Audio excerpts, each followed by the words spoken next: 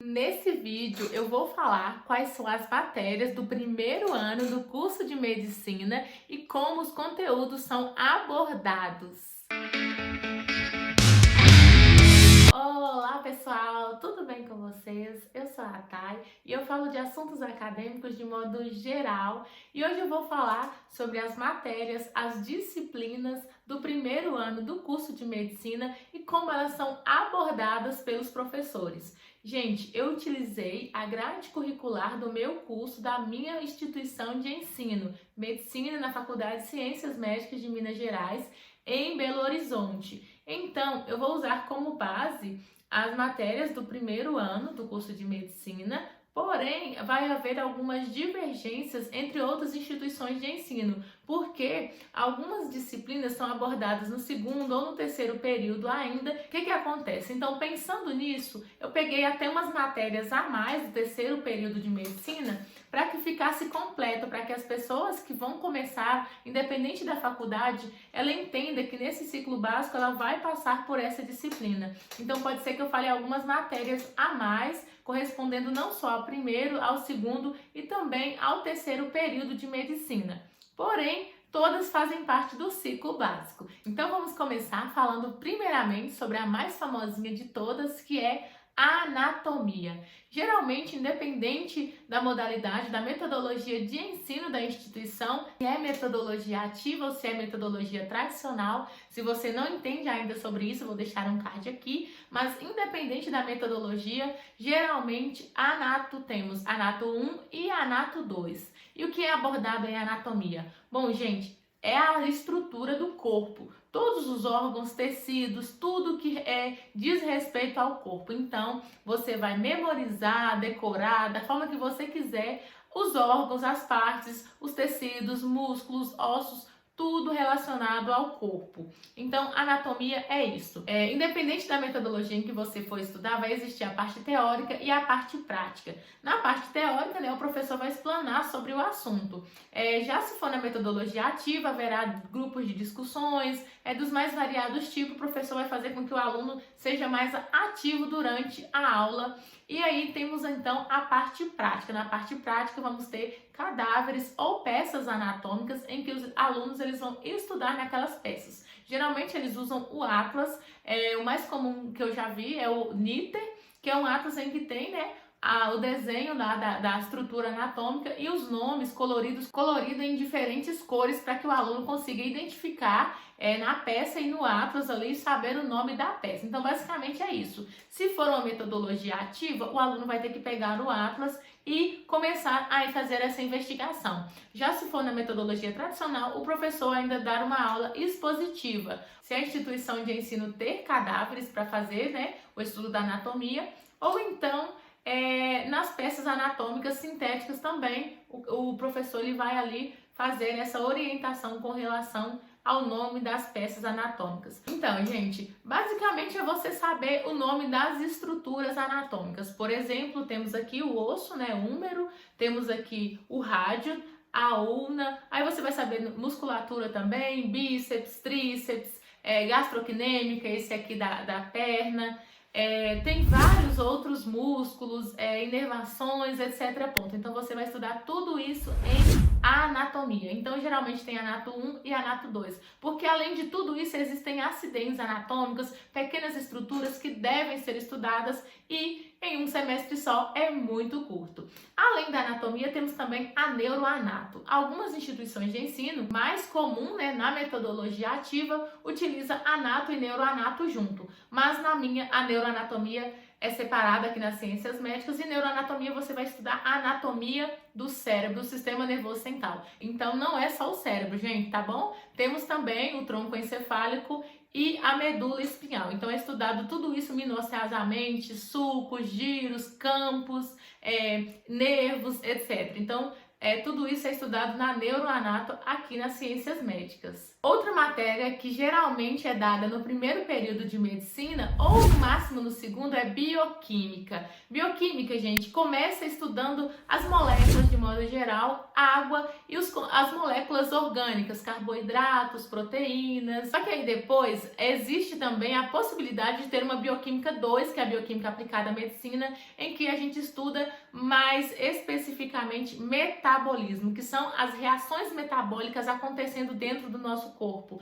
Por exemplo, como que é catalisado, como que é quebrado um lipídio, uma gordura. Você vai desde o processo de ingestão de uma gordura, aí vai ter o processo de absorção, né, que vai ter a quebra da gordura, onde essa gordura ela vai passar para o sistema linfático, depois vai cair na corrente sanguínea e aí vai ser metabolizada, vai ser utilizada e as funções. Eu dei o exemplo da gordura, mas poderia ser proteína, poderia ser também carboidrato. Então tem a parte geral em que você vai estudar a estrutura geral de moléculas orgânicas e inorgânicas, que tem lá o famoso ciclo de Krebs. Depois nós vamos utilizar isso de uma forma mais contextualizada, já voltando para a medicina, que é a questão do metabolismo, das reações metabólicas. Eu amo bioquímica, acho a matéria muito linda.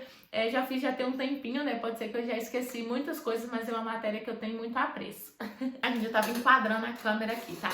Eu esqueci de falar pra vocês. Bioquímica geralmente é o terror de muita gente. Tem muitas pessoas que odeiam bioquímica. Outra que é o terror dos calouros é a fisiologia, gente. A fisiologia é uma matéria linda, maravilhosa, que estuda basicamente, de modo geral, né? Sintetizando a fisiologia dos sistemas. O que é isso? O que é fisiologia dos sistemas? Como um sistema funciona de forma fisiológica, de sua forma normal. Por exemplo, o sistema cardiovascular. Como que é o funcionamento normal desse sistema? Outro exemplo, o sistema renal. Como que funciona esse sistema? O que o rim faz? O que os néfrons fazem? Como que funciona ali? Aí você vai ter que estudar, né? Desde ali a unidade funcional daquele órgão, por exemplo, o rim seria o néfron, até todo o órgão em si resolvendo determinadas situações. Aí vai vir as glândulas adrenais, o que elas produzem. No caso, elas produzem hormônios, etc. Então tem todos os estudos, tem também o sistema endócrino, tem vários outros sistemas. Tudo isso é estudado na fisiologia dos sistemas e depois também temos a fisiologia humana, a fisiologia aplicada à medicina, que vai passar um pouquinho mais desse basicão, mais para específico das matérias. Além disso, ainda temos a fisiopatologia, que são basicamente os estudos da fisiologia das doenças, como que acontece a fisiopatologia, como uma doença vai fazer a alteração no sistema que está, digamos, fisiologicamente normal, que ele não tem alteração. Oi, gente, deixa eu contar pra vocês o que aconteceu. Tava gravando esse vídeo que vocês viram anteriormente e aí minha bateria pifou, tava dando meia-noite, eu não consegui gravar. O que eu fiz? Acordei hoje cedo, fui pra faculdade, voltei, vou aproveitar esse horáriozinho de almoço e vou continuar gravando esse vídeo. Pelo que eu entendi, eu parei falando sobre fisiologia. Então, gente, a fisiologia é a menina dos olhos, matéria linda, maravilhosa. Agora eu vou falar todas as matérias que o nome dela vai ser autossugestivo para como que funciona os cursos, os conteúdos, dado dentro dessas disciplinas. Então, parasitologia, lembra parasito. Na parasitologia, vamos ver vários parasitos que acometem os seres humanos, de mais diferentes classes e gêneros. Posso citar como exemplo aqui leishmaniose, leptospirose, podemos também citar a Chagas, doença de Chagas causada pelo barbeiro, a malária. E a gente vai estudar o ciclo desses parasitas. Alguns têm um ciclo só no ser humano, para ser humano, outros vão ter um vetor, que é um animal, etc. Pode ser também um inseto. Então a gente vai estudar tudo isso. Por exemplo, o ciclo da malária, que é o terror da galera quando o professor cobra na prova o ciclo da malária. Basicamente é isso. Estudamos também algumas classes de medicamentos que são utilizadas para controle dessas doenças, como das doenças causadas por esses parasitas, como por exemplo a cloroquina e a hidroxicloroquina, que são utilizadas para tratamento da malária. Outra matéria é a imunologia, que remete à imunidade, ao sistema imunológico. Basicamente basicamente vamos estudar, né, o sistema imunológico, a imunidade inata, que é a imunidade primária, que independente do que você pega, se é vírus, se é bactéria, se é fungo, vai ali atuar como se fosse um protetor do seu corpo, que vai entrar em guerra contra um patógeno, contra um corpo estranho. E depois tem uma imunidade adquirida, que é uma imunidade específica, por exemplo, para determinado vírus, para determinada bactéria. Então tem essa questão. Depois vamos entender melhor como que funciona todo o mecanismo de moléculas, de partículas com relação a esse processo de imunidade. Também reações de hipersensibilidade, que é alergia, em que as pessoas comem determinadas substâncias e que o corpo tem essa resposta imunológica. Também doenças autoimunes. Então vemos várias coisas. Estou falando de forma bem sucinta sobre essas matérias. Temos também a microbiologia. Micro, né, vem de microscópio.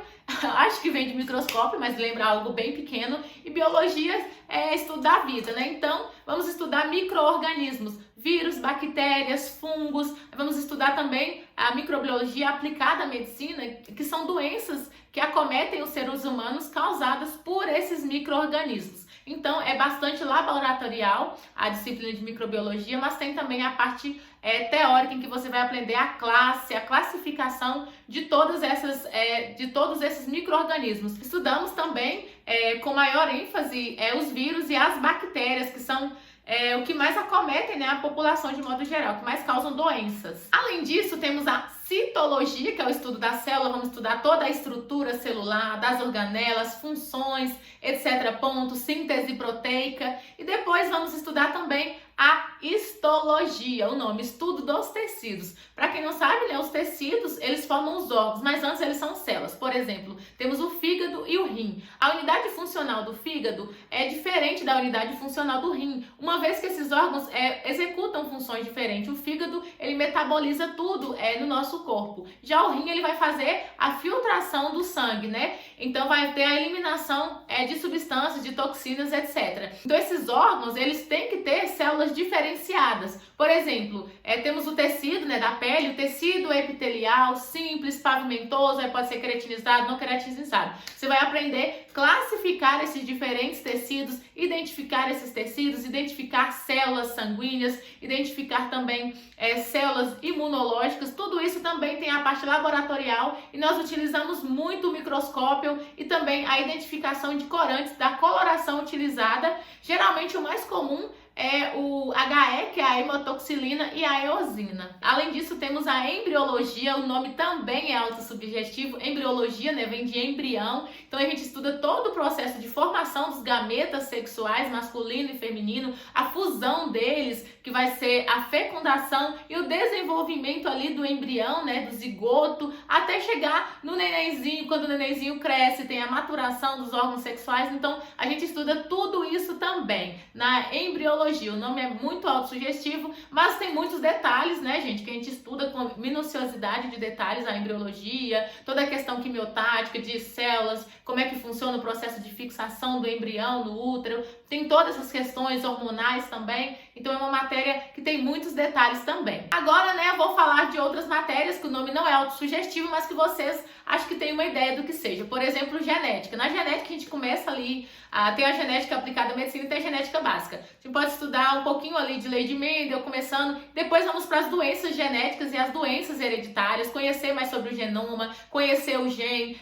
saber como desenha, né, de modo geral, conhecer o cromossomo, como é que a gente vê o cromossomo. Então, a gente aprende tudo isso na genética. Outra matéria que eu não falei, mas é que ela geralmente é dada nas metodologias ativas junto com a anatomia, já que na metodologia tradicional das ciências médicas, a neuroanatomia é separada da anatomia. Basicamente, você vai estudar, né, a anatomia do sistema nervoso central. Não é só o cérebro, tronco encefálico e medula espinhal. Então você vai aprender toda essa anatomia, neuroanatomia, giros, campos, sulcos, aprender substância cinzenta, substância branca. Então vai aprender ali neurônios, axônios, aprender toda a neuroanatomia do sistema nervoso central. Além disso, gente, tem também a bioestatística, que geralmente, independente de ser metodologia ativa ou metodologia passiva, essas matérias elas costumam vir juntas, que é a bioestatística e a epidemiologia. A bioestatística, o nome é autossugestivo, né? Bioestatística, é a estatística da biologia. Ela tem, né, geralmente em todos todos os cursos da área da saúde e basicamente vai ter média, mediana,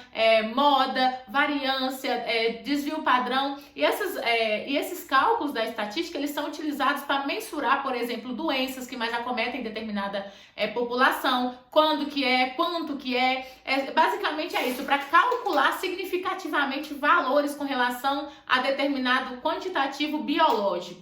Não sei se ficou muito vago para você sobre a bioestatística, mas se tiver alguma dúvida, deixa nos comentários. E a epidemiologia vão traçar o perfil das doenças, como que elas acometem a população, qual é a população mais acometida, determinadas regiões têm determinadas doenças que não vão para outras regiões, como por exemplo as doenças tropicais, elas não afetam pessoas nas regiões que moram no norte, né, por exemplo, na América do Norte, por quê? Por conta do clima. Então, alguns parasitas, alguns micro-organismos, eles não sobrevivem lá. Então, vão ter essa quebra de ciclo, né, desses vírus. Assim como lá tem outras doenças que não acometem aqui na região tropical, por ser um clima quente e esses micro-organismos não se adaptarem aqui. Além disso, também temos outras doenças, por exemplo, doenças de determinadas populações enraigadas em determinadas etnias, que são mais prevalentes, por exemplo, a anemia falciforme, né, que tem maior incidência em pessoas negras ou descendentes de origem afrodescendente. Então, tem todas essas questões e quem cuida de tudo isso é a epidemiologia.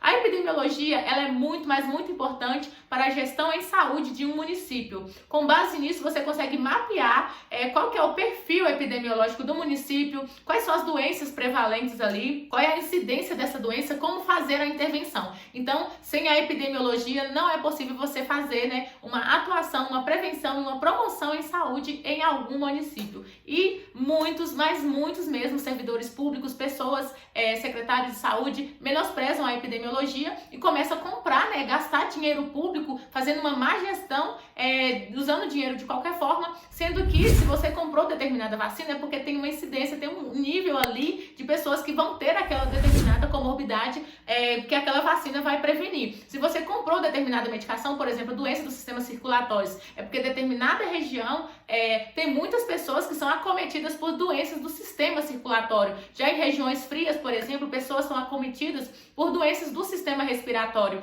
Então, deve ter mais remédios providos ali, né, distribuídos pelo SUS para essas pessoas, para essa população. Então, eles têm que investir um valor a mais nesses medicamentos, de acordo também com a demanda da população. Para fazer dados epidemiológicos, você precisa da bioestatística, por isso que elas estão intrinsecamente relacionadas, e aí você vai traçar o perfil daquela região para fazer essa gestão em saúde do município. Gente, era para esse vídeo ficar curtinho, mas antes de finalizar, eu vou falar sobre uma matéria muito legalzinha. Metodologia científica. Muita gente fica com ódio dessa matéria. Resumindo para vocês o que acontece na maioria das instituições de ensino. Metodologia científica é aprender normas da ABNT, se familiarizar com normas da ABNT. Para quem não sabe, aqui no Brasil a gente utiliza mais as normas da ABNT, que são normas para você produzir material científico, para você, por exemplo, fazer uma citação, para você fazer uma referência bibliográfica, para você fazer um trabalho científico em um determinado padrão exigido pelas instituições, exigido mundialmente ou aqui mesmo no Brasil. Você precisa você precisa cumprir esses requisitos, que o seu trabalho produzido esteja dentro das normas da ABNT. Por exemplo, letra Arial, Times 12, título em tal coisa. Para fazer um resumo de artigo tem que ter prescritores, tem que ter metodologia, métodos. Então, basicamente é isso que a gente vê na metodologia científica. Aqui nas ciências médicas, eles ainda dão a oportunidade de você conseguir sim iniciar um trabalho científico a partir da metodologia científica. Mas como eu fiz lá na UFVJM, eu pedi dispensa aqui para ciências médicas, eu não entrei em nenhum projeto de trabalho científico porque eu eliminei a matéria. Então, os meninos que ficaram lá no primeiro período, né, que eu evoluí de período, provavelmente eles estão sim em algum trabalho científico e vão conseguir amadurecer isso. Mas lá na UFVJM não é dessa forma. A gente aprende basicamente normas da ABNT, inclusive fazemos uma prova com relação a isso. E eu particularmente acho que deve ser mostrado assim as normas da ABNT, mas não precisa decorar, porque é um documento gigante que você pode utilizar como consulta. E à medida que você for fazendo, por exemplo, trabalhos científicos, escrevendo resumos, você vai pegando ali o jeito de produzir esse conteúdo e vai até meio que ficando no automático, mas sempre, né, você vai consultar lá as normas da ABNT para ver se você não esqueceu de nada.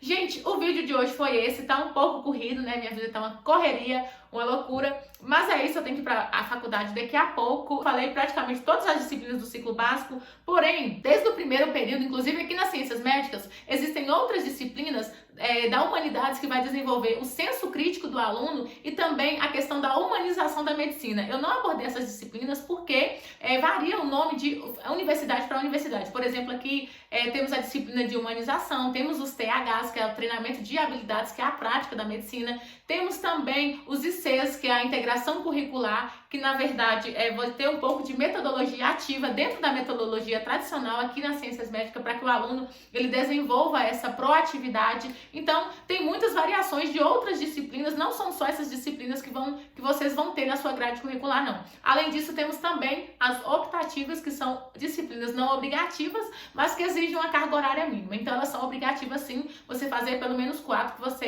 porque o curso exige, 200 horas aulas de disciplinas optativas. Acho que esse vídeo ficou um pouquinho grande demais, mas se você tiver alguma dúvida com relação a isso, alguma outra disciplina, que mesmo que não seja dessas áreas das biológicas, disciplinas tão exatas, deixa aqui nos comentários que eu respondo assim que der, tá bom? Um beijo e até o próximo vídeo!